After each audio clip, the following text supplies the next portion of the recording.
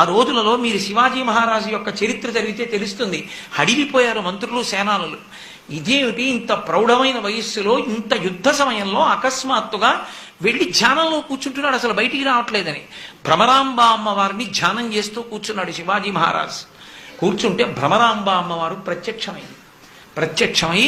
నీకు నేను ఒక ఖడ్గాన్ని బహూకరిస్తున్నాను, ఇది నువ్వు పట్టుకున్నంత కాలం ఇక నీకు యుద్ధంలో ఎదురు లేదు, ఈ ఖడ్గం పట్టుకుని హైందవ సామ్రాజ్యాన్ని స్థాపించమంది. భ్రమరాంబ అమ్మవారు కటాక్షించినటువంటి ఖడ్గాన్ని చేత పట్టుకునే శివాజీ హైందవ సామ్రాజ్యాన్ని స్థాపించాడు. ఇప్పటికీ మీరు శ్రీశైలం మల్లికార్జున దేవాలయంలోకి వెళ్ళినప్పుడు ఎడం పక్కగా వెడుతూ దర్శనానికి కుడి పక్కకి తిరగవలసిన చోట తిరగకుండా మెట్లెక్కి ఆ వీరశైవ మఠం కనపడుతుంది.